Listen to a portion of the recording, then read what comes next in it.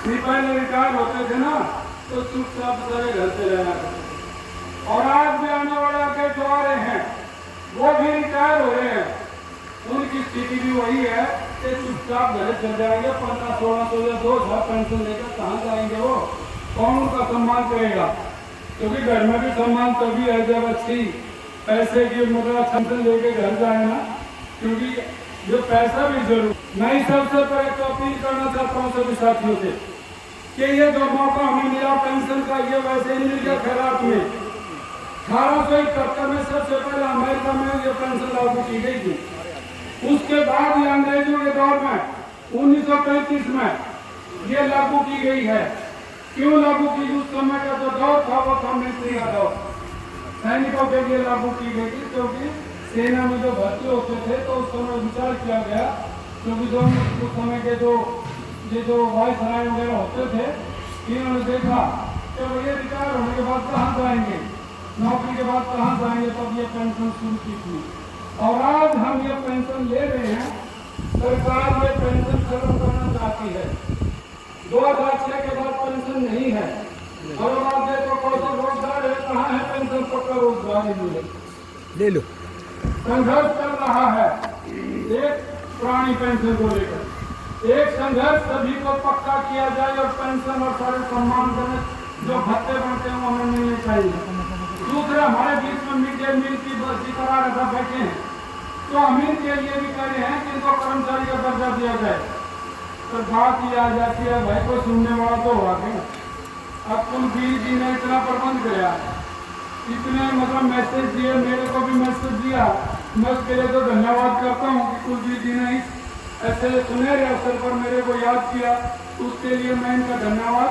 और विशेष तौर से इनके परिवार को भी मैं शुभकामनाएं देना चाहता हूँ कि कुलबीर जी कोई अपरिचित व्यक्ति नहीं है, ये परिचित हैं और समाज के लिए लगातार ये संघर्ष करते रहे और करते रहेंगे।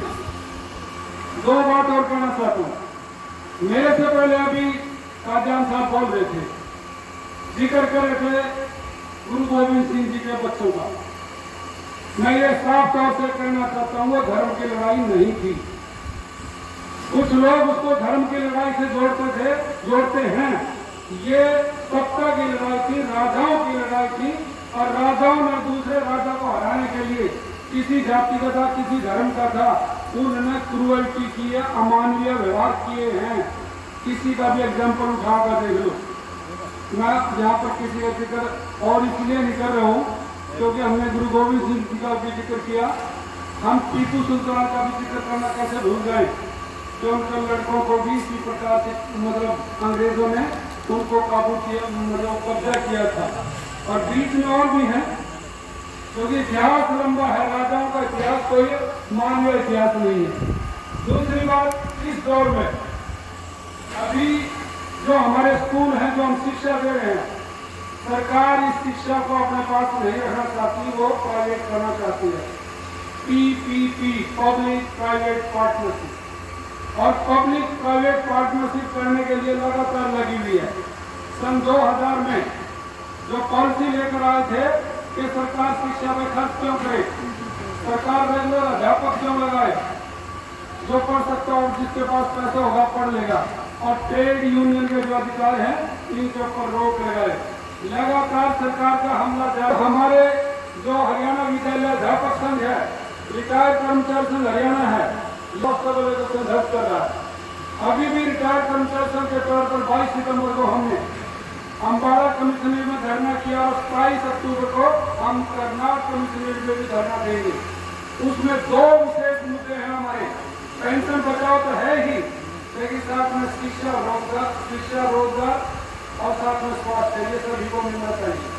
एक बात आ जाती है कि वर्तमान राजनीति क्या करिए, जो कि बात लंबी नहीं करना चाहता, काफी लंबे समय से बैठे हुए बड़े विरोधी है। तो वर्तमान राजनीति क्या कर रही है?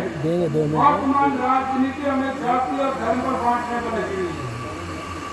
अभी 23 सितंबर, ये 28 सितंबर, आज 30 है, शहीद आजम भगत सिंह का जन्मदिन था।